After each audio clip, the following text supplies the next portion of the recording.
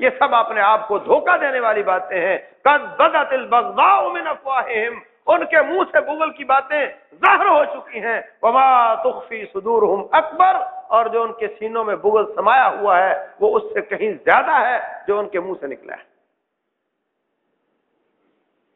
Bush نے 2 موقعوں پر کہا کہ یہ ہم صلیبی جنگ لڑنے جا رہے ہیں، اور ان کی ایک ایک حرکت اور اس کا باقاعدہ چرچ میں جانا اور پوپ کا ہدایات دینا، اس پوری جنگ کو پوپ کنٹرول کر رہا ہے، اور یہ صلیبی جنگ ہے، کہیں بھی کسی اور وجہ سے جنگ نہیں ہے، صرف دین کی وجہ سے جنگ ہے۔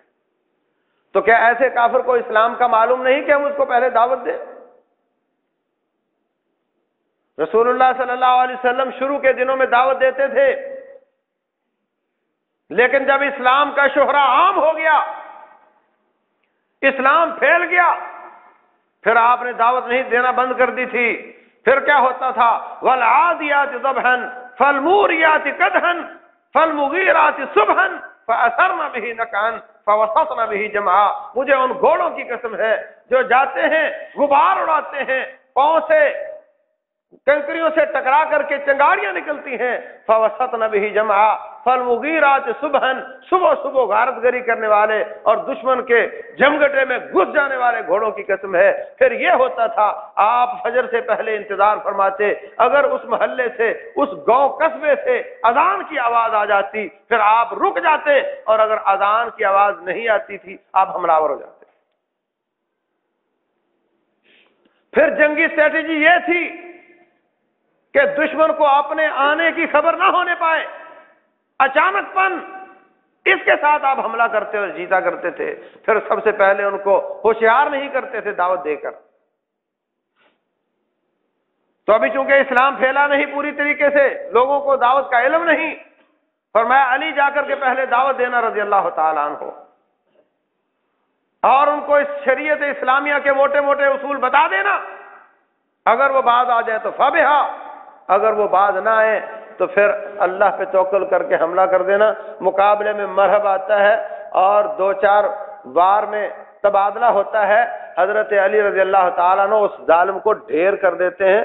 یہاں پہ لوگ بہت مبالغہ آرائی کرتے ہیں، وہ جی اتنا بڑا ڈھال تھی جو زمین و آسمان کے برابر تھی، اور ایک دروازہ تھا وہ 7 آسمانوں جتنا بڑا تھا، اور آپ نے اس کو ایک ہاتھ سے پکڑ لیا۔ یہ ساری شوبدہ بازی ہے، اور یہ وہ لوگ کرتے ہیں جو حضرت علی کو انسان نہیں مانتے، وہ اللہ تعالیٰ کا درجہ دیتے۔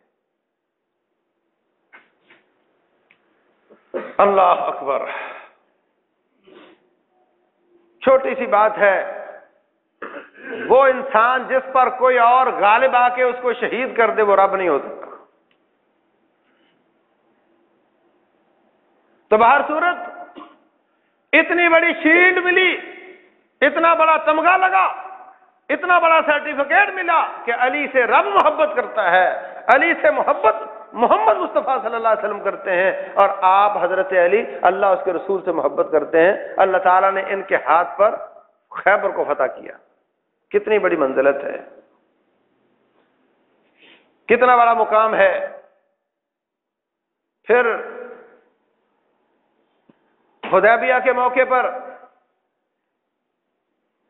علی ان لوگوں میں شامل ہیں جنہوں نے آپ کے ہاتھ پر ہاتھ رکھ کر بیعت کی کہ اللہ گواہ ہو جا، میں عثمان کی شہادت کا بدلہ ضرور لوں گا، اگر مجھے جان دینی پڑی تو جان بھی دوں گا۔ جن لوگوں نے یہ کہا تھا ان میں حضرت علی بھی موجود ہے رضی اللہ تعالیٰ۔ یہ آپس میں جانے دیتے پھر رہے ہیں،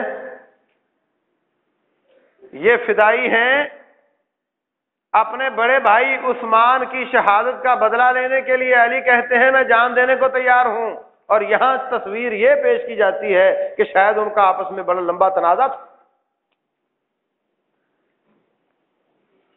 ایسی کوئی بات نہیں، وہ تو کہتے ہیں عثمان کی شہادت کا بدلہ لینے کے لیے میں جان دے دوں گا۔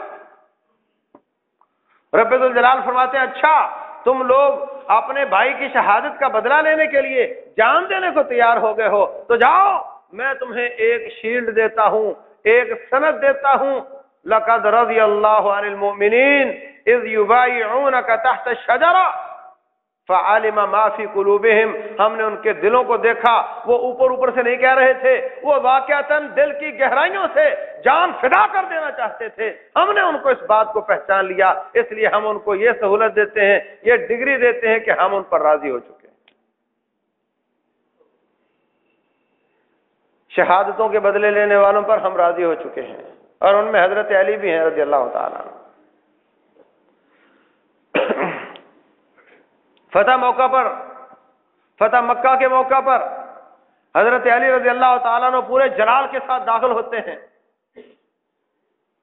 اور جو کافر ہیں ان کو کاٹنے کے لیے حضرت ام ہانی ان کی بہن ہے،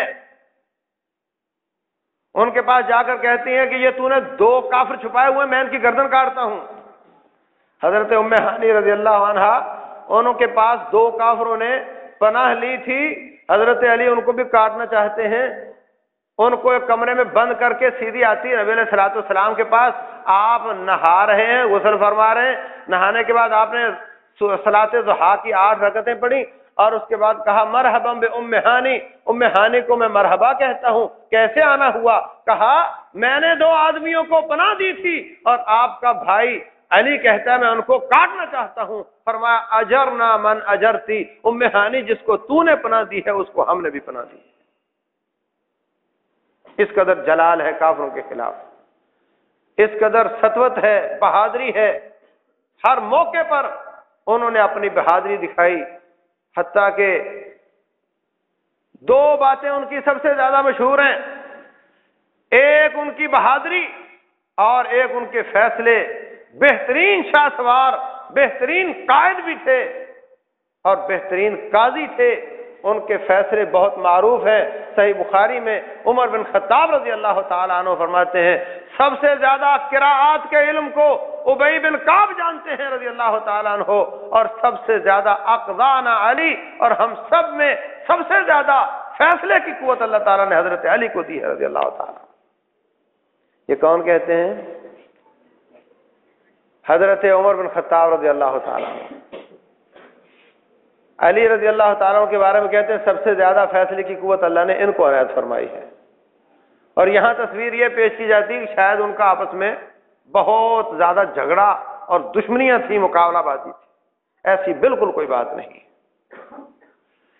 سب سے پہلے میں نے جو حدیث بیان کی تھی، آپ نے چادر بچھائی، آپ نے اوپر لی، اور حسن حسین، فاطمہ اور علی رضی اللہ تعالی عنہم، ان سب کو اس میں شامل کر کے فرمایا انما یرید اللہ لیذھب عنکم رجس اہل البیت، ان کو اہل بیت میں شامل کیا۔ یہ بہت بڑی منقبت ہے، بہت بڑی فضیلت ہے، اور اس کی راویہ حضرت عائشہ ہے رضی اللہ تعالی۔